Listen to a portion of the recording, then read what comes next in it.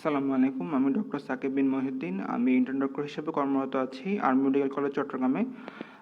আজকে আপনাদেরকে স্বাগতম জানাচ্ছি 45 মিনিট রিভিউ অন মেডিসিন এই ক্লাসগুলোতে। এর আগে আমি 3টি ক্লাস নিয়েছি। এর আগে আমরা রেসপিরেটরি সিস্টেমটা কভার করার চেষ্টা করেছিলাম। আজকে আমরা জিআইটি এবং হেপাটোবিলিয়ারি সিস্টেম এটা দিয়ে আমরা পড়া শুরু করব। এখন প্রতিবারের মধ্যে প্রথমে আমরা একটু সিলেবাসে কি আছে ওটা একটু দেখে নিই। সিলেবাসে জিআইটি থেকে প্রথমে সিলেবাসে আপনার যে বিএমডিসি কারিকুলাম আছে ওটার মধ্যে প্রথমে আছে applied physiology and investigation of the elementary tract, তারপর স্টোমাটাইটিস অ্যান্ড মাউথ আলসার, তারপর peptic ulcer disease and non ulcer dyspepsia, তারপর ম্যাল অ্যাবজর্পশন সিনড্রোম, তারপর ইরিটেবল বাউল সিনড্রোম, তারপর ইনফ্ল্যামেটরি বাউল ডিসঅর্ডার, তারপর acute and chronic viral hepatitis, তারপর chronic liver disease and its complication, তারপর acute and chronic pancreatitis. এছাড়াও আপনাদের কিছু additional topic আছে, এগুলো dysphagia, hepatotoxicity of drugs, carcinoma of stomach, carcinoma of colon and hepatocellular carcinoma. আমরা এখন প্রথমে স্টোমাকের ডিজিজগুলো দিয়ে পড়া শুরু করব। স্টোমাকের ডিজিজগুলোর মধ্যে সবচেয়ে ইম্পর্টেন্ট পেপটিক আলসার ডিজিজ। এখন এই পেপটিক আলসার ডিজিজ থেকে আপনার এটা রিটেনেও আসে, এটা ভাইভাতেও আসে, আবার এই পেপটিক আলসার ডিজিজ আপনার অনেক সময় লং কেসও আসতে পারে। আচ্ছা, যেহেতু এটা মোটামুটি ইজি টপিক আর মোটামুটি খুবই অ্যাভেলেবল একটা কেস, সুতরাং এই কেসটা কিন্তু আপনার দিতে পারে, কোনো কেস না পাওয়া গেলে সাধারণত এই কেসগুলো দিয়ে দেওয়া হয়। এবং যেহেতু এটা একটা ইজি টপিক, সুতরাং আপনার এখান থেকে মোটামুটি সব কোশ্চেনই পারা লাগবে। ওকে, আচ্ছা, এখন আমরা একটু পেপটিক আলসার ডিজিজের ডেফিনিশনটা দেখে নিই। পেপটিক আলসার ডিজিজের definition peptic ulcer diseases are acute or chronic, most often solitary lesions that occur in any portion of the gastrointestinal tract that is exposed to aggressive action of acid peptic juice. যখন aggressive action of acid peptic juice এটার প্রতি যখন exposed হবে মিউকোসাটা, তখন আমাদের যে ড্যামেজটা হবে সেটা আপনাদের পেপটিক আলসার ডিজিজ। আচ্ছা, ঠিক আছে, এখন আপনাকে পারতে হবে পেপটিক আলসার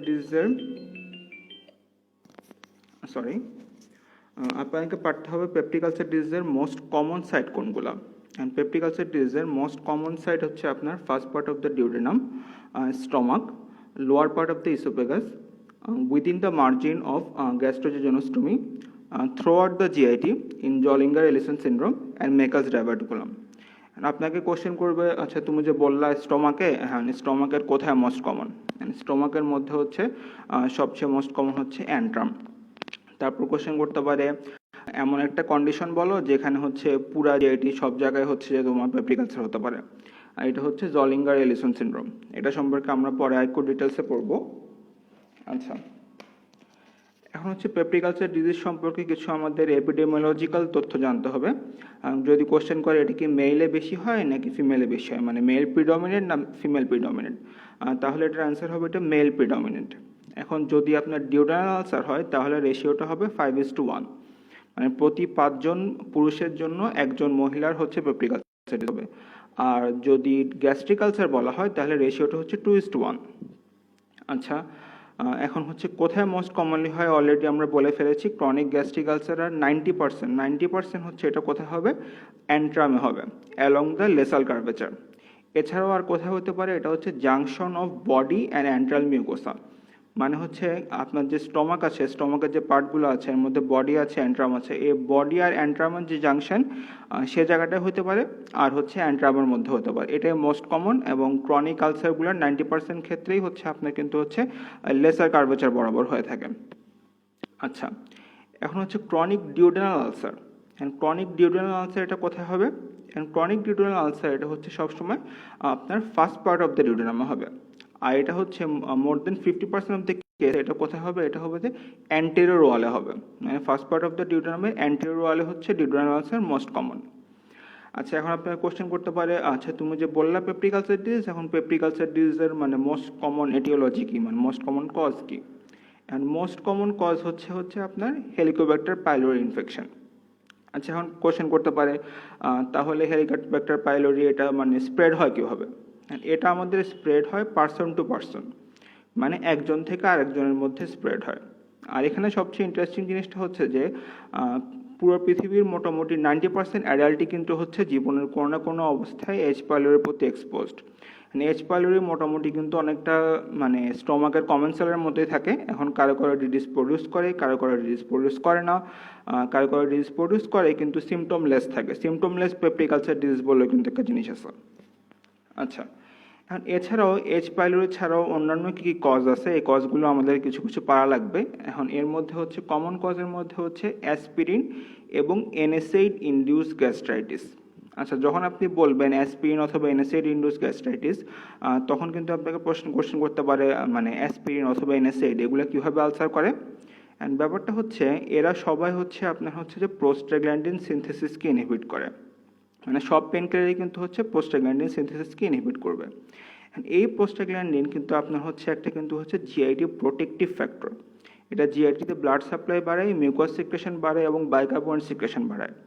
এখন যেহেতু আপনার হচ্ছে পেনকিলারগুলো প্রোস্টাগ্ল্যান্ডিনকে ইনহিবিট করে দেয়, এদের কারণ হচ্ছে জিআইটি প্রোটেকটিভ যে ফ্যাক্টরগুলো আর যেটা হচ্ছে যে অ্যাসিড, সেটার মধ্যে একটা ইমব্যালেন্স তৈরি হবে। এই ইমব্যালেন্সের জন্য কিন্তু আপনার হচ্ছে পেপটিক আলসার হতে পারে। আচ্ছা, তারপর কজ হচ্ছে এইচ পাইলোরি। এইচ পাইলোরি কীভাবে আপনার আলসার প্রডিউস করে এটা আমরা একটু পরে খুব ডিটেলসে পড়বো।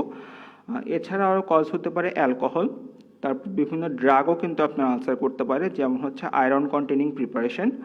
এছাড়াও আপনার সিভিয়ার সাইকোলজিক্যাল ফিজিওলজিক্যাল স্ট্রেস এগুলোও কিন্তু আপনার আলসার প্রডিউস করতে পারে। এছাড়াও কিছু ভাইরাল ইনফেকশন আলসার প্রডিউস করে, যেমন সিএমভি, হার্পিস ভাইরাস, এইচআইভি এবং এইডস। আচ্ছা, কিছু কিছু আপনার ক্রনিক আলসার হতে পারে হচ্ছে আপনার এইচ পাইলোরির জন্য। অটো ইমিউন কিছু কজ আছে, যেমন হচ্ছে পার্নিয়াসিয়াস অ্যানিমিয়া এবং পোস্ট গ্যাস্ট্রেক্টমি।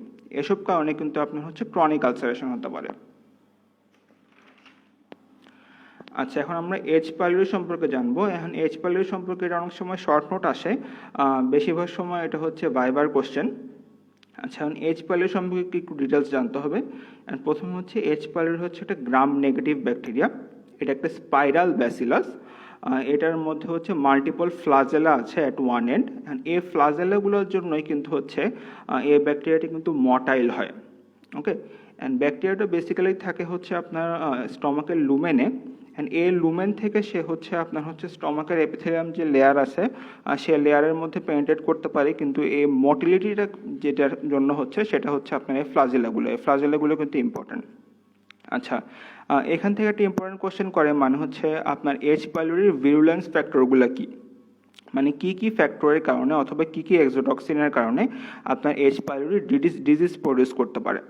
আচ্ছা, এখানে হচ্ছে 4টা ফ্যাক্টর আছে, 4টা ফ্যাক্টরের নাম আপনার পাওয়া লাগবে।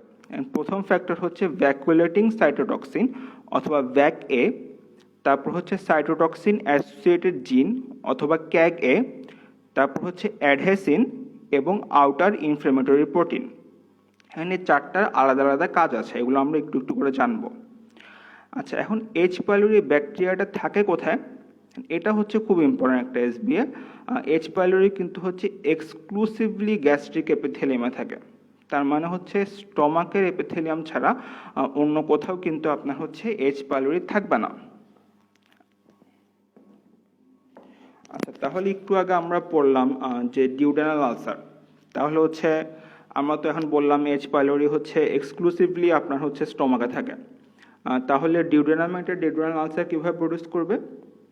যখন হচ্ছে আপনার ডিউডেনামের যে এপিথেলিয়াম সেটা চেঞ্জ হয়ে এখানে গ্যাস্ট্রিক মেটাপ্লাসিয়া হবে, মানে এখানে হচ্ছে গ্যাস্ট্রিক এপিথেলিয়াম গ্রো করবে, তখন হচ্ছে কিন্তু আপনার এইচ পাইলোরি দিয়ে এখানে আলসার হবে। এটা না হলে কিন্তু ডিউডেনামে কিন্তু হচ্ছে এইচ পাইলোরি সার্ভাইভ করতে পারে না। আচ্ছা, এইচ পাইলোরি ইনডিউসড কী কী ডিজিজ আছে, এটা খুবই ইম্পর্ট্যান্ট একটা কোশ্চেন। 1 নাম্বার আপনার গ্যাস্ট্রাইটিস হতে পারে, আপনার গ্যাস্ট্রিক আলসার, ডিউডেনাল আলসার এগুলো হতে পারে, গ্যাস্ট্রিক ক্যান্সার হতে পারে এবং মলটোমা হতে পারে, মানে মিউকোস অ্যাসোসিয়েটেড লিম্ফয়েড টিস্যুতে আপনার হচ্ছে টিউমার হতে পারে। আচ্ছা, এখন এইচ পাইলোরি কিভাবে আপনার হচ্ছে ডিজিজটা প্রডিউস করে এটা আমরা একটু পড়ব। আমরা যদি আমাদের স্টমাকের মানে ডিফেন্স ফ্যাক্টরগুলো চিন্তা করি, মানে ব্যাপারটা হচ্ছে এরকম, স্টমাকের লাইনিং এপিথেলিয়ামের উপরে একটা মিউকাস এবং একটা বাইকার্বনেটের লেয়ার থাকে, এবং তার উপরে হচ্ছে অ্যাসিডের লেয়ার থাকে, এবং তার উপরে হচ্ছে আপনার লুমেন। এখন আপনার এই যে এইচ পাইলোরি আছে তারা হচ্ছে লুমেনের মধ্যে থাকে। আচ্ছা, এখন এই এইচ পাইলোরি লুমেনের মধ্যে থেকে তারা হচ্ছে ইউরিয়াস প্রডিউস করে। এই ইউরিয়াস আপনার যে হচ্ছে স্টমাকের মধ্যে যে ইউরিয়া থাকে সেই ইউরিয়াকে কনভার্ট করে অ্যামোনিয়া এবং হচ্ছে কার্বন ডাইঅক্সাইডে। এই অ্যামোনিয়া হচ্ছে একটা বেসিক সাবস্টেন্স, একটা অ্যালকালাইন সাবস্টেন্স। এই বেসিক সাবস্টেন্স অথবা অ্যালকালাইন সাবস্টেন্সটা আপনার হচ্ছে অ্যাসিডিটিটাকে নিউট্রালাইজ করে ফেলে। যখন অ্যাসিডিটিটাকে নিউট্রালাইজ করে ফেলে তখন হচ্ছে যে আপনার এইচ পাইলোরি লুমেন থেকে ইজিলি হচ্ছে আপনার গ্যাস্ট্রিক এপিথেলিয়ামের সংস্পর্শে আসতে পারে। মানে হচ্ছে যেহেতু ইউরিয়াসটা আপনার হচ্ছে যে গ্যাস্ট্রিক অ্যাসিডিটিকে নিউট্রালাইজ করে দিল, তখন হচ্ছে এইচ পাইলোরিটা সহজে হচ্ছে আপনার এপিথেলিয়ামের সাথে এসে লেগে যেতে পারবে। এপিথেলিয়ামের সাথে কি দিয়ে লাগবে? এপিথেলিয়ামের সাথে লাগবে হচ্ছে অ্যাডহেসিন দিয়ে। অ্যাডহেসিনের কথা আমরা বলেছিলাম, এটা হচ্ছে একটা ইম্পর্টেন্ট ভিউলেন্স ফ্যাক্টর। এটা হচ্ছে অনেকটা হচ্ছে আপনার গ্লুয়ের মতো, মানে এইচ পাইলোরি এসে এপিথেলিয়ামের গায়ে এসে লেগে যাবে। যখন এভাবে লেগে যাবে তখন হচ্ছে সে দুইটা সাবস্টেন্স রিলিজ করবে, একটা হচ্ছে ভ্যাক এ আর একটা হচ্ছে ক্যাগ এ, মানে হচ্ছে ভ্যাকুলেটিং সাইটোটক্সিন এবং সাইটোটক্সিন অ্যাসোসিয়েটেড জিন। এখন ভ্যাক এ কি করবে? ভ্যাক এ হচ্ছে আপনার হচ্ছে সেলের অ্যাপোপ্টোসিসকে ইনডিউস করবে, মানে সেলের হচ্ছে যে ন্যাচারাল যে সেল সুইসাইড মেকানিজম অথবা সেলের যে ডেথ মেকানিজম সেই মেকানিজমটাকে হচ্ছে আপনার স্টিমুলেট করবে। আর ক্যাগের কাজ কি? ক্যাগের কাজ হচ্ছে যে আপনার এটা হচ্ছে যে সেলুলার ইন্টিগ্রিটি আছে সেই সেলুলার ইন্টিগ্রিটিকে আপনার হচ্ছে ডিস্ট্রয় করে দেবে। আচ্ছা, তাহলে হচ্ছে পুরো ব্যাপারটা কি হলো? পুরো ব্যাপারটা হচ্ছে প্রথমে হচ্ছে ইউরিয়াস সিক্রেট করলো, ইউরিয়াস হচ্ছে ইউরিয়াকে অ্যামোনিয়াতে কনভার্ট করলো। এই অ্যামোনিয়া একটা বেসিক সাবস্টেন্স, যার জন্য হচ্ছে আপনার হচ্ছে HCl-টা হচ্ছে নিউট্রালাইজ হয়ে যাচ্ছে, এবং নিউট্রালাইজড হওয়ার কারণে সহজে আপনার হচ্ছে এইচ পাইলোরি আপনার এপিথেলিয়াম লেয়ারের সংস্পর্শে আসতে পারছে। এপিথেলিয়াম লেয়ারের কাছে এসে সে হচ্ছে আপনার অ্যাডহেসিন দিয়ে, এটা হচ্ছে একটা অ্যাডহেসিভ মলিকুল, অ্যাডহেসিন দিয়ে সে হচ্ছে এইচ পাইলোরিটা হচ্ছে এপিথেলিয়ামের সাথে শক্ত করে লেগে যাচ্ছে। লেগে যাওয়ার পর সে হচ্ছে দুটো সাবস্টেন্স সিক্রেট করছে, একটা হচ্ছে ভ্যাকে, একটা হচ্ছে ক্যাগে। ভ্যাকে হচ্ছে আপনার অ্যাপোপ্টোসিস শুরু করে দিবে, আর ক্যাগে হচ্ছে সেলুলার ইন্টিগ্রিটি নষ্ট করে দিবে।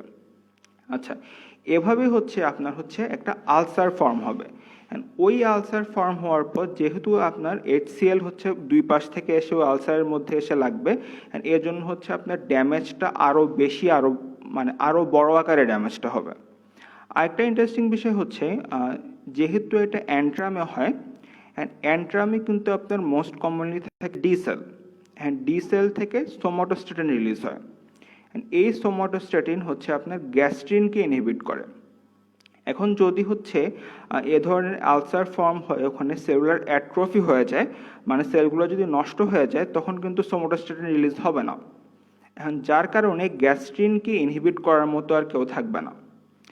এর যদি গ্যাস্ট্রিনকে ইনহিবিট করার জন্য কেউ না থাকে, গ্যাস্ট্রিন কিন্তু হচ্ছে আপনার HCl সিক্রেশন বাড়িয়ে দিবে।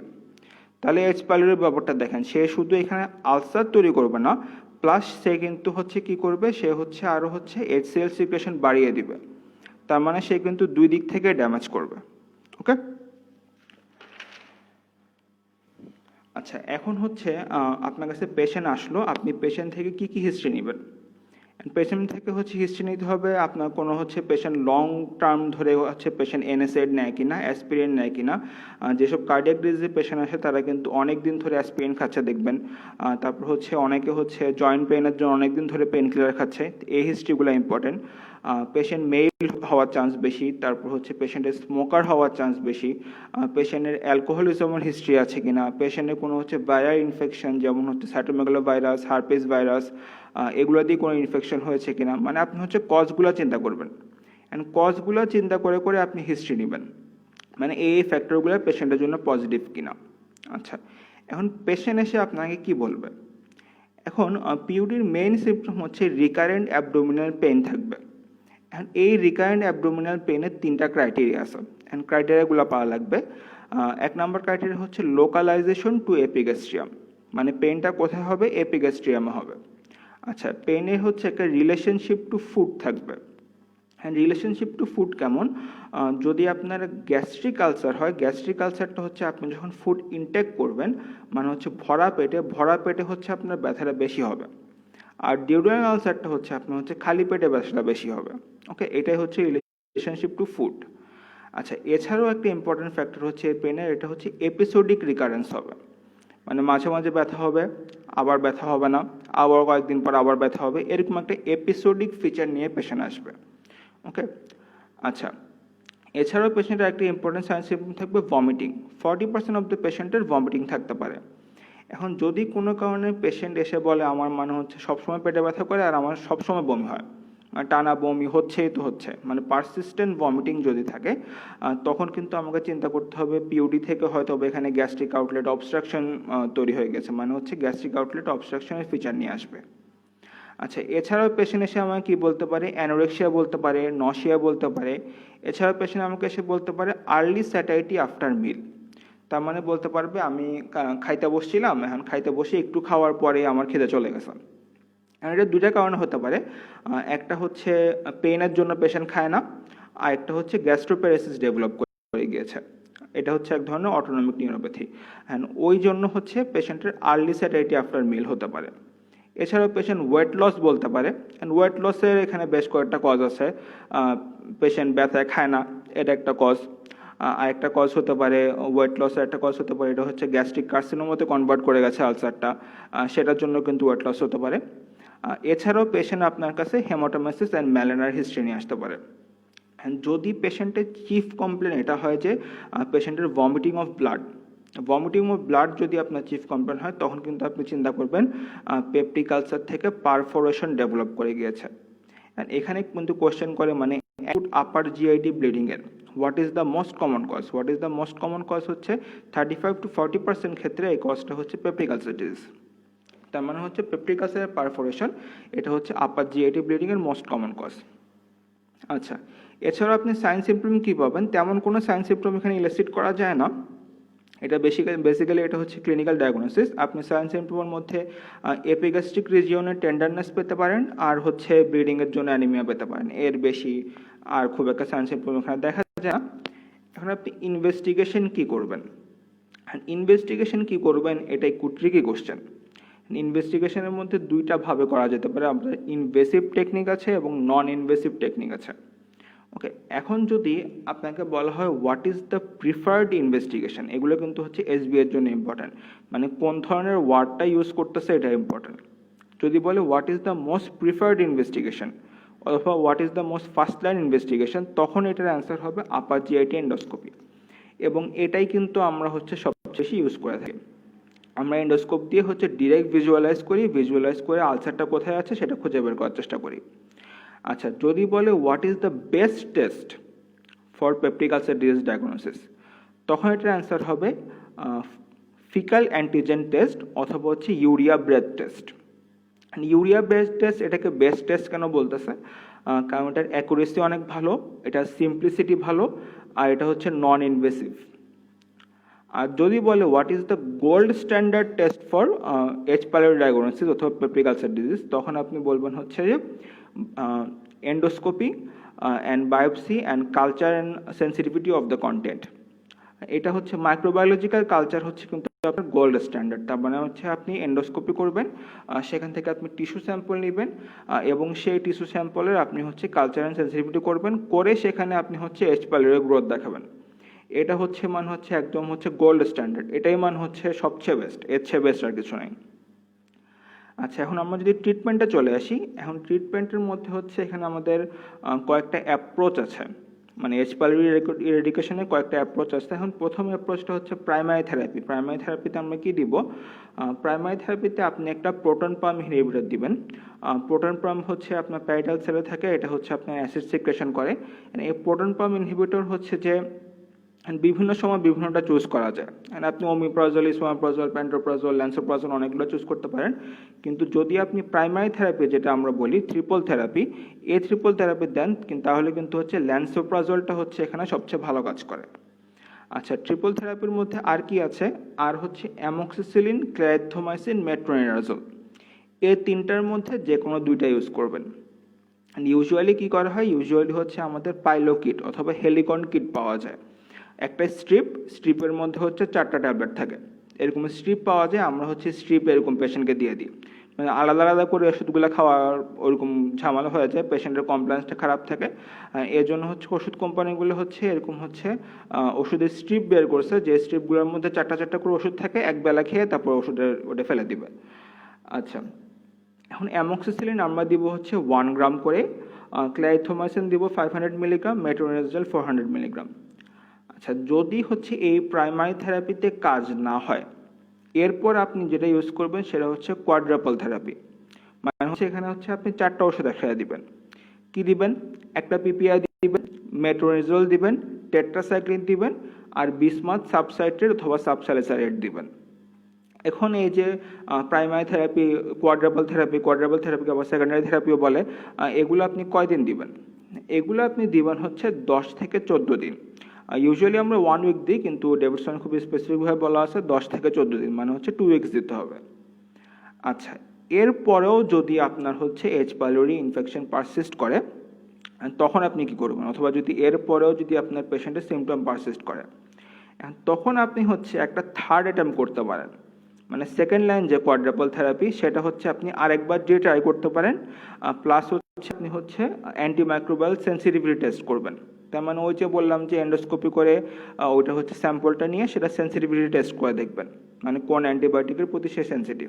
এটা একটা কাজ করতে পারেন, মানে হচ্ছে সেকেন্ড লাইন থেরাপিটা আরেকবার রিপিট করতে পারেন। আরেকটা জিনিস করতে পারেন, এই কোশ্চেনটা স্যাররা জিজ্ঞেস করে, what is rescue therapy? And rescue therapy হচ্ছে একদম লাস্ট লাইন ট্রিটমেন্ট। এটা হচ্ছে আপনি লেভোফ্লক্সাসিন, ক্লারিথ্রোমাইসিন আর সাথে একটা পিপিএ দিবেন।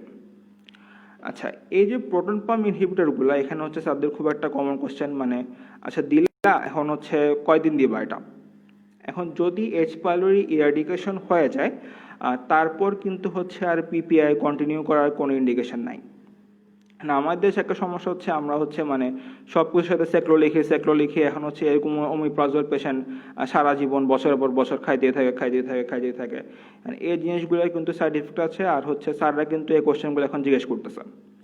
যদি এইচ পাইলোরি ইরাডিকেশন কনফার্ম হয়ে যায়, তখন কিন্তু হচ্ছে আর পিপিআই কন্টিনিউ করার কোনো ইন্ডিকেশন থাকে না। আচ্ছা, এরপরেও যদি পেশেন্টের সাইন সিম্পটম থাকে, তাহলে হচ্ছে আমি লোয়েস্ট পসিবল ডোজে হচ্ছে আমি পিপিআই কন্টিনিউ করতে পারি। তাও কয়েকদিন, আমি 2 থেকে 3 মাস কন্টিনিউ করব। আচ্ছা, এখন যদি হচ্ছে আমি বছরের পর বছর পিপিআই খাইতে থাকি, তাহলে কি হইতে পারে? তাহলে হচ্ছে আপনার আয়রন ডেফিসিয়েন্সি অ্যানিমিয়া হতে পারে, ভিটামিন B12 ডেফিসিয়েন্সি অ্যানিমিয়া হতে পারে, অস্টিওপোরোসিস ডেভেলপ করতে পারে, হিপ ফ্র্যাকচার ডেভেলপ করতে পারে। অনেক সময় পিপিআই সাইড ইফেক্ট কিন্তু এগুলো জিজ্ঞেস করে বসে। আচ্ছা, এখন হচ্ছে কখন আপনি পেশেন্টের এইচ পাইলোরি ইরাডিকেশন থেরাপি দিবেন, মানে কখন আপনি ট্রিপল থেরাপি অথবা প্রাইমারি থেরাপিগুলো শুরু করবেন। 1 নম্বর হচ্ছে পেশেন্টের যদি পেপটিক আলসার ডিজিজ থাকে এবং যদি এটা এন্ডোস্কোপিক্যালি আপনার হচ্ছে ডায়াগনোস থাকে, তাহলে হচ্ছে আপনি আপনার এইচ পাইলোরি ইরাডিকেশন থেরাপি শুরু করে দিবেন। কারণ হচ্ছে পিওডির মোস্ট কমন কজ কি? আমরা বলছি 90% অফ দ্য ক্ষেত্রে কিন্তু কজ হচ্ছে এইচ পাইলোরি। আচ্ছা, এছাড়াও হচ্ছে পেশেন্টের যদি family history of gastric carcinoma থাকে প্লাস সাইন সিমটম থাকে, এখানে কিন্তু একটা এসবিআই হয়। যদি family history of gastric cancer থাকে, শুধু ফ্যামিলি হিস্ট্রি বলে দিছে, তাহলে কিন্তু এটা হচ্ছে এইচ পাইলোরি ইরাডিকেশনের একটা ইন্ডিকেশন না। ফ্যামিলি হিস্ট্রি প্লাস যদি ক্লিনিক্যাল সাইন সিমটম থাকে, তখন হচ্ছে এটা কিন্তু একটা ইন্ডিকেশন। আচ্ছা, এছাড়াও হচ্ছে আর কি হতে পারে, আপনার এইচ পাইলোরি পজিটিভ ডিসপেপসিয়া। আপনি হয়তো বা ফিকাল অ্যান্টিজেন টেস্ট অথবা অ্যান্টিবডি টেস্ট, ইউরিয়াস টেস্ট কিছু একটা করে হচ্ছে এইচ পাইলোরি আপনি কনফার্ম করছেন। পেশেন্টের যদি আলসার থাকে বা না থাকে, তাও হচ্ছে আপনি এইচ পাইলোরি ইরাডিকেশন থেরাপি দিবেন। আচ্ছা, আরেকটা জিনিস হচ্ছে, পেশেন্ট লং টার্ম ধরে হচ্ছে আপনার এনএসএইড নেয় অথবা লং টার্ম ধরে আপনার পিপিআই খায়, মানে বছরের পর বছর সেকলো খাচ্ছে, তাও তার ব্যথা ঠিক হচ্ছে না, তখন কিন্তু এটা হচ্ছে একটা এইচ পাইলোরি ইরাডিকেশনের ইন্ডিকেশন। আচ্ছা, আরও কি থাকতে পারে? আরও হচ্ছে যে কিছু এক্সট্রা গ্যাস্ট্রিক ডিসঅর্ডার, মানে হচ্ছে এগুলো হচ্ছে জিআইটির বাহিরের ডিসঅর্ডার, যেমন হচ্ছে unexplained vitamin B12 deficiency, unexplained iron deficiency, unexplained idiopathic thrombocytopenic purpura. এসব ক্ষেত্রেও কিন্তু অনেক সময় এইচ পাইলোরি ইরাডিকেশন খুব ভালো কাজ করে। অ্যান্ড যে এসবিআইটা আসবে সেটা হচ্ছে কখন ইন্ডিকেটেড না। এখন gastroesophageal reflux disease, this is not an indication for H pylori এরিডিকেশন।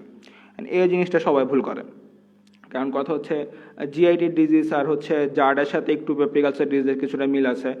সবাই চিন্তা করে হচ্ছে জার্ড হলে কিন্তু পিপিআই দিলে অথবা হচ্ছে যে আপনার এইচ পাইলোরি এরিডিকেশন করলে জিনিসটা মানে কিওর হয়ে যাবে, কিন্তু এইচ পাইলোরি এরিডিকেশনের সাথে জার্ডের কিন্তু কোনো সম্পর্ক নাই। আর আরেকটা ইন্ডিকেশন না হচ্ছে asymptomatic people with gastric cancer risk factor, এটা আমরা অলরেডি বলেছি। এসব লোকজনকে কিন্তু এইচ পাইলোরি এরিডিকেশন করে কোনো লাভ নাই। আচ্ছা, এই যে আপনার পেপটিক আলসার ডিজিজ হলো, এখন এই পেপটিক আলসার ডিজিজের কমপ্লিকেশন কি? এক নম্বর কমপ্লিকেশন হচ্ছে পারফোরেশন। স্যাররা কোশ্চেন করে মানে হচ্ছে কোন আলসারটা মানে ব্লিডস মোর, কোন আলসারটা পারফোরেটস মোর। অ্যান্ড পারফোরেটস মোর হচ্ছে আপনার ডিউডেনাল আলসার, ব্লিডস মোর হচ্ছে গ্যাস্ট্রিক আলসার। এখন ডিউডেনাল আলসারের পারফোরেশন কোথায় হবে? পারফোরেশন হচ্ছে মোস্টলি আপনার অ্যান্টিরিয়র ওয়ালে হবে। এখন স্যাররা কোশ্চেন করতে পারে, ধরো তোমার কাছে পেশেন্ট পারফোরেশন নিয়ে আসছে, তুমি বুঝবা কেমনে? অ্যান্ড পেশেন্ট হচ্ছে সাডেন সিভিয়ার হচ্ছে আপনার হচ্ছে অ্যাবডোমিনাল পেন থাকবে, সাথে হচ্ছে আপনার ভমিটিং অফ ব্লাড থাকতে পারে। আপনি পরীক্ষা করে দেখবেন পেশেন্টের একদম হচ্ছে বোর্ড রাইট রিজিডিটি, মানে অ্যাবডোমিন একদম শক্ত হয়ে আছে। পেশেন্টের বাউল সাউন্ড অ্যাবসেন্ট পাবেন, আর লিভার ডালনেস হচ্ছে ডিমিনিশ থাকতে পারে। আর পরে অনেক দিন ধরে হচ্ছে এরকম যদি আপনার হচ্ছে পারফোরেশন থাকে, পরে এটি কিন্তু peritonitis, sepsis, multi organ dysfunction এগুলোর দিকে চলে যেতে পারে। তখন কিন্তু পেশেন্টের মর্টালিটি মরবিডিটি অনেক বেড়ে যায়। আচ্ছা, আরেকটা কমপ্লিকেশন হতে পারে, সেটা হচ্ছে gastric outlet obstruction. Gastric outlet obstruction নিয়ে যদি আসে তাহলে কিন্তু আপনার প্রিডমিনেন্ট ফিচার হবে পারসিস্টেন্ট ভমিটিং। আচ্ছা, এখানে একটা জিনিস এটা হচ্ছে এমসিকিউতে আসে, এখানে হচ্ছে হাইপোক্লোরেমিক মেটাবলিক অ্যালকালোসিস উইথ প্যারাডক্সিক্যাল অ্যাসিডুরিয়া পাওয়া যায়। এটা কেন হয়? এটা সার্জারি কোশ্চেন, সার্জারিতে কোশ্চেনটা কিন্তু আসে। আপনার বেশি বেশি বমি হয়ে যায়, বেশি বেশি বমি হওয়ার জন্য আপনার হচ্ছে বডি থেকে হচ্ছে বেশি বেশি অ্যাসিড বের হয়ে যায়, ইলেকট্রোলাইটস বের হয়ে যায়। পরে এটার জন্য হচ্ছে আপনার মেটাবলিক অ্যালকালোসিস ডেভেলপ করে, এবং এই মেটাবলিক অ্যালকালোসিসটাকে কাউন্টার করার জন্য হচ্ছে ইউরিনে কিন্তু আপনার হচ্ছে প্রোটন মানে হচ্ছে হাইড্রোজেন বেড়ে যায়। তখন একদিক দিয়ে বডিতে মেটাবলিক অ্যালকালোসিস, কিন্তু হচ্ছে আরেক দিক দিয়ে আপনার ইউরিনে হচ্ছে অ্যাসিডুরিয়া, প্যারাডক্সিক্যাল অ্যাসিডুরিয়া বলে জিনিসটাকে। আচ্ছা, এছাড়াও কি হতে পারে? এছাড়াও হচ্ছে আপনার ব্লিডিং হতে পারে পেপটিক আলসার থেকে। এখন ব্লিডিং হচ্ছে যদি মোর দেন 200 ml পার ডে এর চেয়ে যদি বেশি ব্লিডিং হয়, তখন হচ্ছে আপনার হচ্ছে আয়রন ডেফিসিয়েন্সি অ্যানিমিয়া ডেভেলপ করতে পারে। এছাড়াও কি হতে পারে? ওয়েট লস হতে পারে। ওয়েট লস কেন হতে পারে আমরা বলছি, পেশেন্ট খায় না, এটা একটা কজ হতে পারে। আর যদি এটা যদি হচ্ছে কার্সিনোমাতে কনভার্ট করে, তখনই কিন্তু আপনার হচ্ছে ওয়েট লস হতে পারে। আচ্ছা, এখন হচ্ছে পেপটিক আলসার ডিজিজের ট্রিটমেন্টের মধ্যে কিছু সার্জারি আছে। এখন সার্জারি আপনি কখন কখন করবেন? এখন কিছু কিছু সার্জারি আছে ইমার্জেন্সি, মানে আপনার করা লাগবেই। আর কিছু কিছু সার্জারি আছে হচ্ছে ইলেকটিভ। ইমার্জেন্সি সার্জারি হচ্ছে যদি পারফোরেশন হয় আর সিভিয়ার হেমোরেজ হয়, তখন আপনার সার্জারি করা লাগবেই। আর ইলেকটিভ সার্জারি হচ্ছে যদি আপনার গ্যাস্ট্রিক আউটলেট অবস্ট্রাকশন থাকে, persistent ulceration despite of adequate therapy, মানে হচ্ছে আপনি একদম triple therapy, quadruple therapy, rescue therapy সব দিয়ে ফেলছেন, তাও পেশেন্ট ঠিক হয় না, এটা একটা কজ হতে পারে। আরেকটা হচ্ছে recurrent ulcer following gastric surgery. And ব্যাপারটা হচ্ছে গ্যাস্ট্রিক সার্জারির যে জাংশনগুলো আছে, মানে আমরা হচ্ছে গ্যাস্ট্রোজেজনোস্টোমি, তারপর হচ্ছে ইসোফেজিয়ার সাথে জেজনোস্টোমি এগুলো করি। এসব জায়গায় কিন্তু হচ্ছে আপনার আলসারেশন হওয়ার চান্স থাকে, এবং এসব জায়গায় কিন্তু হচ্ছে আপনার কার্সিনোমা হওয়ারও চান্স থাকে। সুতরাং যাদের রিকারেন্ট আলসার থাকে এবং গ্যাস্ট্রিক সার্জারি থাকে, তাদের কিন্তু সার্জারি একটা ইন্ডিকেশন। আচ্ছা, এখন কী সার্জারি করবেন? সার্জারি আপনি করতে পারেন গ্যাস্ট্রিক আলসারের জন্য বিলরথ 1 গ্যাস্ট্রেক্টমি করতে পারেন, আর ডিউডেনাল আলসারের জন্য হচ্ছে বিলরথ 2 গ্যাস্ট্রেক্টমি করতে পারেন। এটা হচ্ছে সার্জারি থেকে কোন সার্জারিটা বেসিক্যালি সার্জারি কোশ্চেন, একটু দেখে নেবেন সার্জারিগুলো অ্যাকচুয়ালি কী করা হয়। আচ্ছা, আরেকটা ইম্পর্টেন্ট জিনিস, এটা হচ্ছে Zollinger Ellison syndrome. Zollinger Ellison syndrome basically ভাইবার কোশ্চেন, আর খুব রেয়ারলি এটা হচ্ছে একটা শর্টন আসতে পারে। এটা হচ্ছে বেসিক্যালি 3টা জিনিস হয়, এটা একটা ট্রায়াড আছে। ট্রায়াডটা পারলে হবে, আর এখানে তেমন কিছু পাওয়া লাগবে না।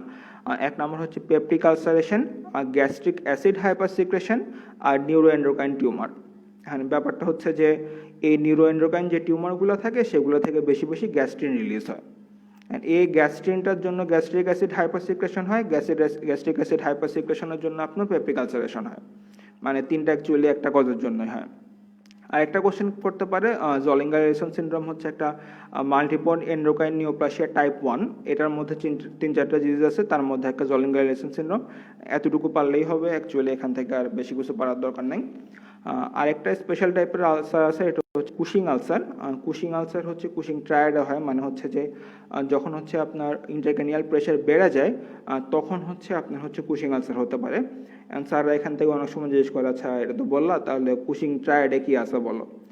কুশিং ট্রায়াডে হচ্ছে প্রথমে সিম্প্যাথেটিক অ্যাক্টিভেশন, সিম্প্যাথেটিক অ্যাক্টিভেশন হচ্ছে সিস্টোলিক হাইপারটেনশন, তারপর হচ্ছে ভ্যাগাল অ্যাক্টিভেশন, এখানে হচ্ছে ব্র্যাডিকার্ডিয়া এবং আলসার, তারপর হচ্ছে ব্রেন স্টেম কম্প্রেশন। আর ব্রেন স্টেম কম্প্রেশনের মধ্যে হচ্ছে ইরেগুলার রেসপিরেশন।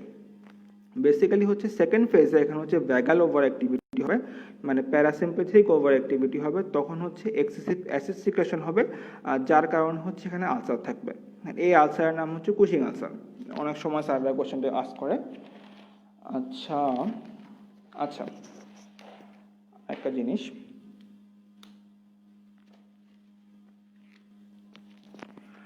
আচ্ছা আমরা বলছিলাম হচ্ছে কমপ্লিকেশনের মধ্যে একটা কমপ্লিকেশন বলছিলাম হচ্ছে ব্লিডিং।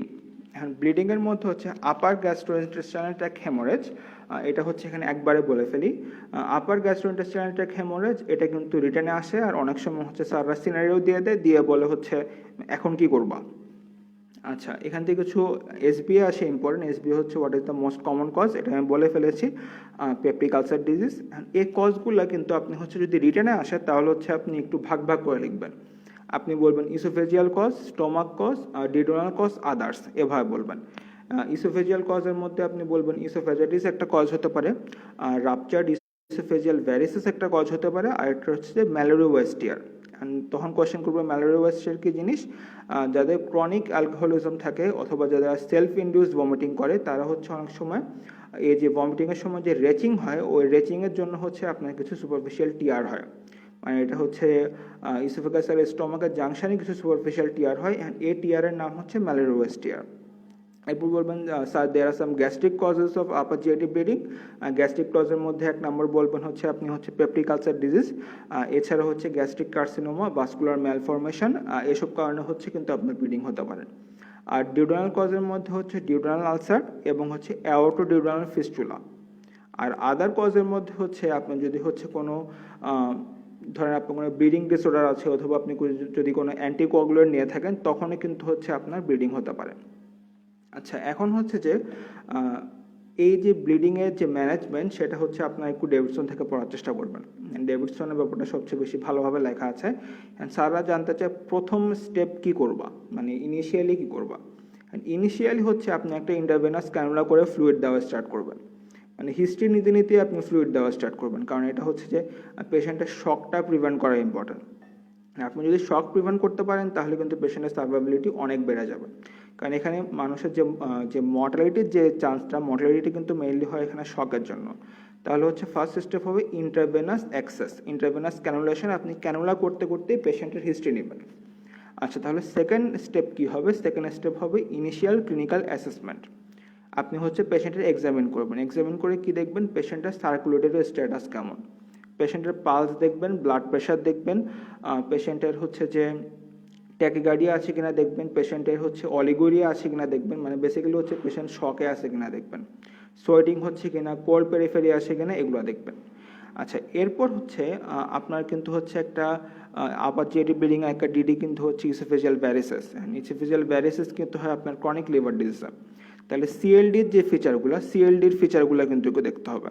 তাহলে হচ্ছে একবারে আপনি এক্সামিনেশন করার সময় সিএলডির ফিচারগুলো দেখবেন। আচ্ছা এরপর আপনি ইনভেস্টিগেশন কি করবেন, ইনভেস্টিগেশন প্রথমে আপনি একটা কমপ্লিট ব্লাড কাউন্ট করবেন।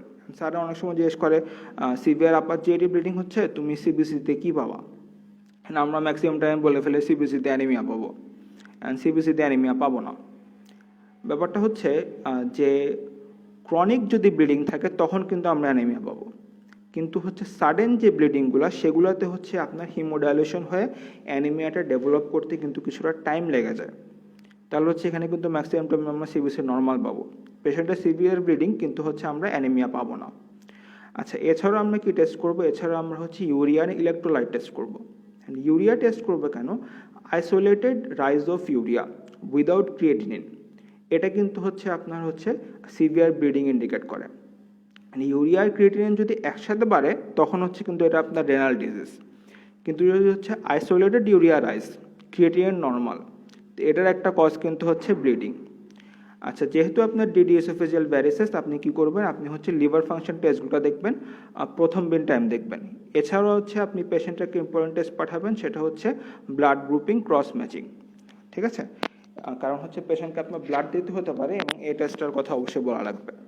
আচ্ছা, এরপর পেশেন্টকে রিসাসিটেট করবেন কীভাবে? রিসাসিটেট করার জন্য আপনি ফ্লুইড দিবেন। কি ফ্লুইড দিবেন? এখন হচ্ছে আপনি ক্রিস্টালয়েডও দিতে পারেন, কলয়েডও দিতে পারেন। কলয়েড দিলে হচ্ছে আপনার হচ্ছে যে যে আপনার হচ্ছে ভেসেলে হচ্ছে আপনার হচ্ছে ব্লাডের অ্যামাউন্টটা, মানে ভেসেলের মানে হচ্ছে ফ্লুইডের অ্যামাউন্টটা বাড়ায় দেওয়া যাবে। এখন টেকনিক্যালি এখানে কলয়েড দেওয়ার কথা, কিন্তু হচ্ছে এটা কিন্তু এসবিএটা আমাদের মাঝে মাঝে ভুল হয়। এখানে কিন্তু ক্রিস্টালয়েড দিতে হবে। এটা কিন্তু ডেভিডসনে দেওয়া আছে। আপনি যে কোনো একটা ক্রিস্টালয়েড ফ্লুইড, যেমন হচ্ছে হার্টম্যান সলিউশন, আপনি এটা স্টার্ট করবেন, করে হচ্ছে আপনি হচ্ছে পেশেন্টের ব্লাড গ্রুপিং ক্রস ম্যাচিংয়ে পাঠাবেন, এবং ব্লাড গ্রুপিং ক্রস ম্যাচিং হয়ে আসলে তারপর কিন্তু আপনি পেশেন্টকে ব্লাড দিবেন। মানে ব্লাড ফর ব্লাড, এটা হচ্ছে বেস্ট। মানে রিসাসিটেশনের সার্জারিরা কিন্তু এই কথাটা বলে। এছাড়া আপনি কি করবেন, এরপর আপনি চিন্তা করবেন হচ্ছে মানে হোয়াট ইজ দ্য কজ, এরপর আপনি কজ বুঝে ম্যানেজমেন্ট করবেন। আচ্ছা, স্যার একটা কোশ্চেন করে, এটা আমার করছিল, মানে হচ্ছে একটা পেশেন্ট আপার জিআইটি ব্লিডিং নিয়ে আসছে, মানে হচ্ছে এখনও ব্লিডিং পারসিস্ট করতেছে, মানে তুমি কি এন্ডোস্কোপি করবা নাকি করবা না? এটার অ্যান্সার হ্যাঁ বা না দুইটাই হতে পারে। এখন হচ্ছে যে অনেক সময় বাইরের দেশে যে জিনিসগুলো হয়, ওরা হচ্ছে এন্ডোস্কোপির সাথে সাথে ডায়াগনোসিস করে, প্লাস কিন্তু ওরা ট্রিটমেন্ট পারপাসে কিন্তু এন্ডোস্কোপিটা ইউজ করে। এখন কথা হচ্ছে এখানে যদি আপনি এন্ডোস্কোপি করেন তাহলে একবারে আপনার ডায়াগনোসিস হয়ে যাবে, প্লাস কিন্তু আপনি কিছু ইন্টারভেনশন নিতে পারেন। ইন্টারভেনশন কি নিতে পারেন? আপনি এন্ডোস্কোপি করলেন, করে হচ্ছে যেখানে হচ্ছে আলসার আছে সেখানে হচ্ছে আপনি অ্যাড্রিনালিন ইঞ্জেকশন দিয়ে আসলেন এন্ডোস্কোপি দিয়ে, অ্যাড্রিনালিন ভ্যাসোকনস্ট্রিকশন করে, তাহলে কিন্তু ব্লিডিং অফ হয়ে যাবে। অথবা একটা বিশেষ ধরনের স্প্রে আছে যার নাম হিমো স্প্রে। এই হিমো স্প্রে হচ্ছে আপনার আবার ব্লাড ক্লটিংয়ে হেল্প করে। এই স্প্রেটা দিয়ে আসলে হচ্ছে সেখানে হচ্ছে আপনার কি হবে, আপনার হচ্ছে ব্লিডিং অফ হয়ে যাবে। অথবা যদি ইসোফেজিয়াল ভ্যারিসেস হয়, এই ভ্যারিসেস কিন্তু আবার এন্ডোস্কোপিক্যালি লাইগেট করা যায়। আচ্ছা, এগুলো করে আপনি হচ্ছে পেশেন্টকে লাস্টে হচ্ছে টিপস করবেন ট্রান্সজুগুলার ইন্টারহেপাটিক পোস্টোসিস্টেমিক শান্ট। মানে যদি হচ্ছে আপনার পোর্টাল হাইপারটেনশনের পেশেন্ট হয় তাহলে আপনার বেসিক্যালি টার্গেট হচ্ছে পেশেন্টের আমি টিপস করব, টিপস করার আগ পর্যন্ত হচ্ছে আমি পেশেন্টকে বাঁচায় রাখবো। আচ্ছা, এছাড়াও আমি হচ্ছে পেশেন্টকে মনিটরিং করব, পেশেন্টের সার্কুলেটরি স্ট্যাটাস দেখব, ইউরিন আউটপুট দেখব, কারণ হচ্ছে এখানে হচ্ছে শক ডেভেলপ করতে পারে, এখানে হচ্ছে অ্যাকিউট রেনাল ফেলিওর ডেভেলপ করতে পারে। মানে এগুলো করেও যদি কাজ না হয় তখন হচ্ছে আপনি পেশেন্টের সার্জারি চিন্তা করব, ওই বিলরথ 1 বিলরথ 2 ওই পার্শিয়াল গ্যাস্ট্রেক্টমি ওগুলো চিন্তা করব। আচ্ছা, এরপরে এই পেশেন্টকে আমি কি করব, এই পেশেন্টের যেহেতু হচ্ছে ব্লিডিংয়ের হিস্ট্রি আছে, এ পেশেন্ট কিন্তু হচ্ছে আমার কিন্তু এইচ পাইলোরি ইরাডিকেশনের একটা ক্যান্ডিডেট। এ পেশেন্ট কিন্তু হচ্ছে আমি পরে এইচ পাইলোরি ইরাডিকেশন করব। আচ্ছা, ওকে, একটা ইম্পর্টেন্ট জিনিস পড়ানো হয় নাই। আচ্ছা, গ্যাস্ট্রিক কার্সিনোমা। গ্যাস্ট্রিক কার্সিনোমা এটা বেসিক্যালি সার্জারির টপিক, কিন্তু আপনাদের কয়েকটা জিনিস টুকটাক পাওয়া লাগবে। What are the risk factors for gastric carcinoma? And most common risk factor একই জিনিস, এখানে হচ্ছে এইচ পাইলোরি, এছাড়া স্মোকিং, অ্যালকোহল, ডায়েটারি ফ্যাক্টরসের মধ্যে হচ্ছে যেসব প্রসেসড ফুড আছে, পিকলস আছে, তারপর হচ্ছে ফুডস রিচ ইন নাইট্রোসামাইন, এসব জিনিস হচ্ছে আপনার হচ্ছে গ্যাস্ট্রিক কার্সিনোমার জন্য কিন্তু হচ্ছে একটা ফ্যাক্টর। এছাড়াও হচ্ছে যদি আপনার হচ্ছে ব্লাড গ্রুপ এ থাকে, এই কোশ্চেনটা কিন্তু আস্ক করা হয়, ব্লাড গ্রুপ এ, এসব মানুষের কিন্তু হচ্ছে গ্যাস্ট্রিক কার্সিনোমা হওয়ার চান্স বেশি থাকে। এছাড়াও যদি আপনার family history of gastric carcinoma থাকে, আপনার যদি প্রিভিয়াস পার্শিয়াল গ্যাস্ট্রেক্টমি করা থাকে, আমি বলেছিলাম যে গ্যাস্ট্রোজেনোস্টোমি যে সাইটগুলো আছে, অ্যানাস্টোমাসের যে সাইটগুলো আছে, সেখানে কিন্তু হচ্ছে আপনার ক্যান্সার হতে পারে। আচ্ছা, এখন হচ্ছে স্যার অনেক সময় কোশ্চেন করে যে এইচ পাইলোরি বললা, এইচ পাইলোরি দিয়ে ক্যান্সারটা কীভাবে হবে? আমরা যদি এইচ পাইলোরি পেপটিক আলসার ডিজিজের যে প্যাথোফিজিওলজিটা ছিল ওইটা যদি একটু মনে করি, তাহলে হচ্ছে এই এইচ পাইলোরি কিন্তু হচ্ছে আপনার অ্যাট্রফি করতো, মানে এপিথেলিয়ামটাকে কিন্তু ডিস্ট্রয় করে দিত। তাহলে আপনার এইচ পাইলোরি ইনফেকশন হবে, এই এইচ পাইলোরি ইনফেকশন হওয়ার জন্য আপনার অ্যাট্রফিক গ্যাস্ট্রাইটিস ডেভেলপ করবে, মানে হচ্ছে ওখানে হচ্ছে সেলগুলো অ্যাট্রোফিড হয়ে যাবে। অ্যাট্রোফিড হওয়ার কারণে সেখান থেকে যে প্যারাইটাল সেলগুলো ছিল, প্যারাইটাল সেলগুলো নষ্ট হয়ে গেল, তো সেখান থেকে হচ্ছে আর অ্যাসিড সিক্রেশন হবে না। তাহলে হচ্ছে হাইপোক্লোরোহাইড্রিয়া ডেভেলপ করবে। মানে হচ্ছে আমরা কিন্তু একটু উল্টা করে বলতেছি, আমরা কিন্তু পিউডির সময় বলছিলাম অ্যাসিড সিক্রেশন বেড়ে গেছিল, এখানে আমরা বলতেছি অ্যাসিড সিক্রেশন কমে যাবে। কমে গেলে কি হবে, HCl এর একটা ইম্পর্টেন্ট কাজ হচ্ছে যে সে হচ্ছে ব্যাকটেরিয়াকে ডিস্ট্রয় করে। মানে হচ্ছে আমরা যে খাই, খাওয়ার সময় কিন্তু আমরা অনেক ব্যাকটেরিয়া খেয়ে ফেলি, H. pylori কিন্তু এই ব্যাকটেরিয়াগুলোকে নষ্ট করে দেয়। এই হাইপোক্লোরোহাইড্রিয়া হলে ব্যাকটেরিয়াগুলোকে নষ্ট করার মতো কেউ থাকবে না, তখন হচ্ছে ব্যাকটেরিয়াগুলো প্রলিফারেট করবে এবং ডায়েটারি নাইট্রেটসকে আপনার নাইট্রোসামাইনে কনভার্ট করবে। আমরা কিন্তু বলছিলাম নাইট্রোসামাইন হচ্ছে একটা গ্যাস্ট্রিক কার্সিনোমা রিস্ক ফ্যাক্টর। ওকে, এটা একটা ফ্যাক্টর।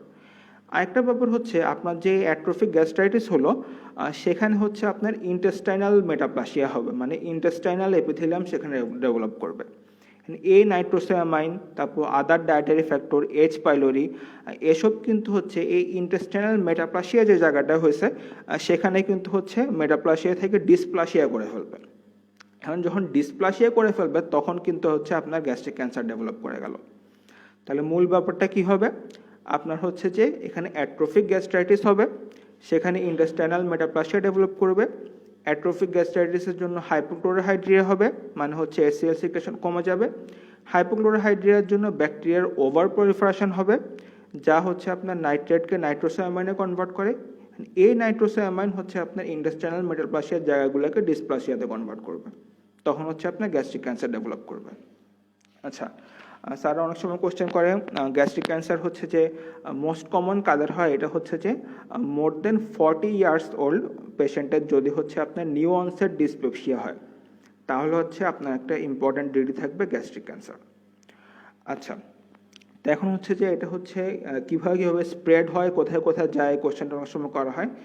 লেফট সুপ্রাক্লাভিকুলার লিম্ফ নোড যদি ইনভলভ করে, এটা হচ্ছে ট্রোজিয়ার সাইন বলে। যদি আম্বিলিকাল লিম্ফ নোডগুলো ইনভলভ করে তাহলে এটার নাম হচ্ছে সিস্টার ম্যারি জোসেফ নোডিউল।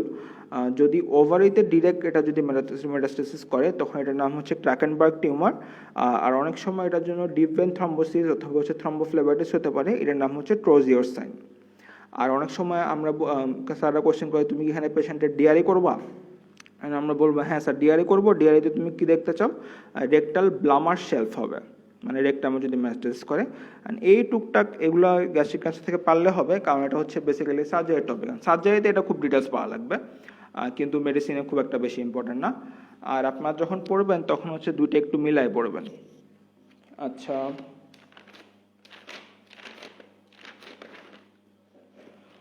একটা টপিক, এটা হচ্ছে স্টমাকের একটা টপিক, এটা হচ্ছে নন আলসার ডিসপেপসিয়া। নন আলসার ডিসপেপসিয়া মানে কি? আচ্ছা, ডিসপেপসিয়া মানে কি? ডিসপেপসিয়া মানে হচ্ছে আপনার আপার ইন্টেস্টাইনাল যা সাইন সিম্পটম আছে, আপার জিআইটি সবগুলোকে একসাথে ডিসপেপসিয়া বলে। মানে হচ্ছে upper GIT discomfort, bloating, irritation, nausea যা আছে সব কিছু একসাথে আমরা হচ্ছে একটা ভেগ টার্ম ইউজ করি ডিসপেপসিয়া। মানে পেটে খারাপ লাগে, পেটে ভুটভুট করে, পেটে হচ্ছে কিছুটা জ্বালা পোড়া করে, বমি বমি লাগে, সব কিছু একসাথে হচ্ছে যে পেট ফেপে থাকে, সব একসাথে হচ্ছে ডিসপেপসিয়া।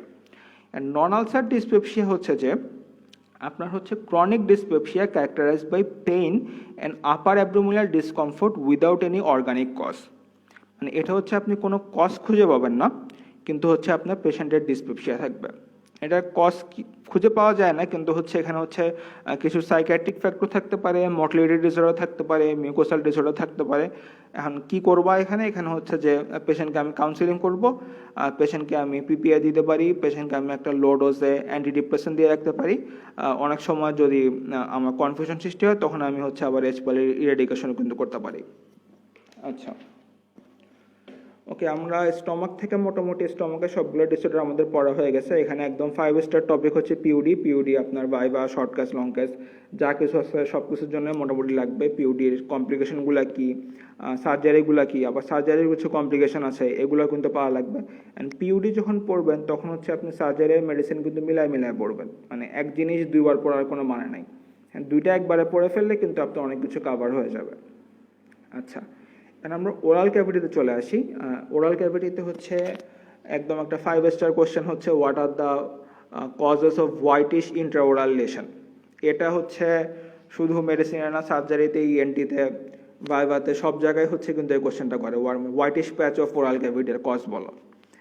মোস্ট কমন কজ হচ্ছে অ্যাপথাস আলসারেশন, তারপর হচ্ছে candidiasis, leukoplakia, idiopathic keratosis, lichen planus, squamous papilloma, hairy oral leukoplakia, carcinoma, poor dental hygiene, lupus erythematosus, smoking and secondary syphilis.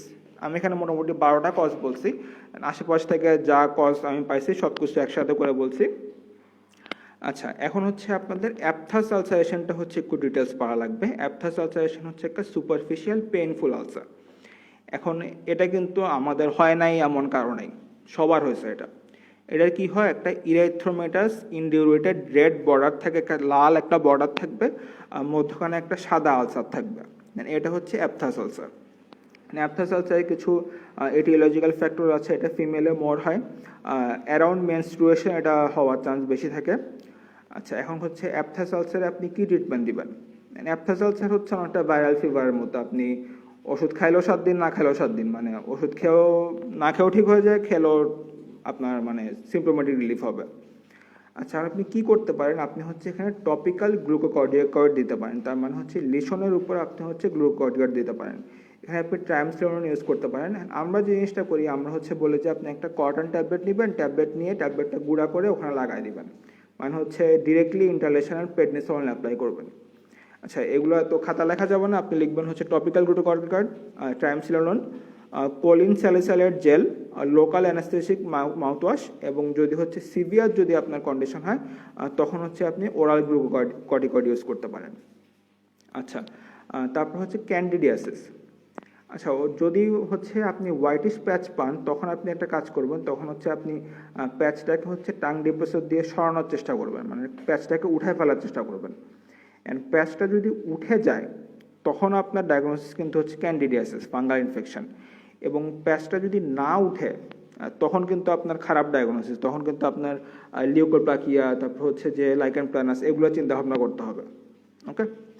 আচ্ছা, এখন যদি আপনার ওরাল ক্যান্ডিডিয়াসিস আপনার ডায়াগনোসিস হয় তখন আপনাকে কি চিন্তা করতে হবে? তখন আপনাকে চিন্তা করতে হবে পেশেন্টকে ডায়াবেটিক, কারণ এই ডায়াবেটিক পেশেন্টদের কিন্তু হচ্ছে এই ওরাল ক্যান্ডিডিয়াসিস না, সব ধরনের ফাঙ্গাল ইনফেকশনই কিন্তু অনেক বেশি হয়। এবং যদি পেশেন্ট ডায়াবেটিক হয় কিন্তু তাহলে হচ্ছে আপনার ওরাল ক্যান্ডিডিয়াসিসের ট্রিটমেন্ট করার আগে ডায়াবেটিসের ট্রিটমেন্ট করতে হবে, না হলে পেশেন্টের মানে জীবনে কোনোদিন ওরাল ক্যান্ডিডিয়াসিস ঠিক হবে না। আচ্ছা, পেশেন্ট আপনাকে এসে কি বলবে? পেশেন্ট আপনাকে এসে বলবে হচ্ছে আপনার খাওয়ার সময় ইরিটেশন হয়, খাওয়ার সময় বার্নিং সেন্সেশন হয়, তারপর হচ্ছে একটা হোয়াইটিশ প্যাচ আছে, প্যাচটা ঘষা দিলে উঠে যায়, এই কথাগুলোই কিন্তু পেশেন্ট আপনাকে বলবে। আপনি কি ট্রিটমেন্ট দিবেন? আপনি হচ্ছে এখানে নিস্ট্যাটিন, অ্যামফোটেরিসিন, এসব হচ্ছে আপনি হচ্ছে লোকাল প্রিপারেশন দিতে পারেন, হচ্ছে আপনি ওরাল ফর্মুলা, ওরাল হচ্ছে আপনি ফ্লুকোনাজল দিতে পারেন, এগুলো দিয়ে আপনি ট্রিটমেন্ট করতে পারেন। আচ্ছা, জিওগ্রাফিক্যাল টাং কি জিনিসের কোশ্চেনটা করে, এটা হচ্ছে যে বিনাইন গ্লসাইটিস, মানে ইনফ্লামেশন অফ দ্য টাং, এটার একটা ফিচার হচ্ছে জিওগ্রাফিক্যাল টাং, এটা একটা বিনাইন কন্ডিশন, এটা সিরিয়াস কোনো কন্ডিশন না। স্যার অনেক সময় জিজ্ঞেস করে লিউকোপ্লাকিয়া, ইরাইথ্রোপ্লাকিয়া, এই দুইটাই হচ্ছে প্রিমিলাগ্রেন্ট কন্ডিশন, এই দুইটার মধ্যে ডিফারেন্স কি? এই দুইটা আসলে বেসিক্যালি একই জিনিস। যখন হচ্ছে লিউকোপ্লাকিয়ার মধ্যে নিউ ব্লাড ভেসেল তৈরি হয় অথবা নিও অ্যাঞ্জিওজেনেসিস হয় তখন এটা ইরাইথ্রোপ্লাকিয়াতে কনভার্ট করে। আমরা জানি কার্সিনোম্যাটোসিস মানে হচ্ছে কার্সিনোমার দিকে প্রোগ্রেস করার একটা ইম্পর্টেন্ট স্টেপ কিন্তু হচ্ছে নিউ ব্লাড ভেসেল ফর্মেশন হওয়া। অ্যান্ড যেহেতু ইরাইথ্রোপ্লাকিয়ার মধ্যে নিউ ব্লাড ভেসেল ফর্মেশন হয়, তাহলে লিউকোপ্লাকিয়া ইরাইথ্রোপ্লাকিয়ার মধ্যে কোনটা খারাপ? ইরাইথ্রোপ্লাকিয়া সবচেয়ে বেশি খারাপ। আচ্ছা, যদি আপনি কজের মধ্যে হেয়ারি সেল লিউকোপ্লাকিয়া বলেন, হেয়ারি সেল লিউকোপ্লাকিয়া হচ্ছে এইচআইভির একটা প্যাথোগনোমিক ফিচার, মানে এটা যদি বলেন তাহলে হচ্ছে পেশেন্টের এইচআইভি হওয়ার চান্স কিন্তু অনেক অনেক বেশি। আচ্ছা, ওরাল ক্যাভিটি থেকে আরেকটা কোয়েশ্চেন আসে, what are the causes of salivary gland swelling? Salivary gland swelling এর মধ্যে আপনার ইনফেক্টিভ কজ থাকতে পারে, মাম্পস এবং ব্যাকটেরিয়াল, আপনার স্টোন থাকতে পারে, জর্গান সিন্ড্রোম থাকতে পারে, সার্কোইডোসিস থাকতে পারে, আর টিউমার থাকতে পারে। সবচেয়ে কমন টিউমারের মধ্যে হচ্ছে প্লিউমরফিক অ্যাডিনোমা, মিউকোএপিডার্মা টিউমার, এগুলো একটু সার্জারি থেকে দেখে নেবেন, মেডিসিনে আপনি 2-3টা কজ পারলেই হবে, তেমন কিছু আপনার এখান থেকে লাগবে না। আচ্ছা,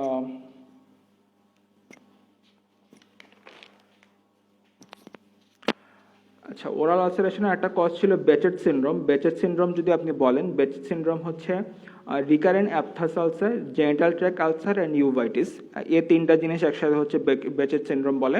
এটা পারলে ভালো, না পারলেও কোনো সমস্যা নেই, এগুলো ইম্পর্টেন্ট কোশ্চেন না খুব একটা। আচ্ছা, আমরা মোটামুটি আমাদের টপিকগুলো কভার করে ফেলছি আজকের মতো। কারো যদি কোনো কোশ্চেন থাকে তাহলে কোশ্চেন আস্ক করতে পারেন।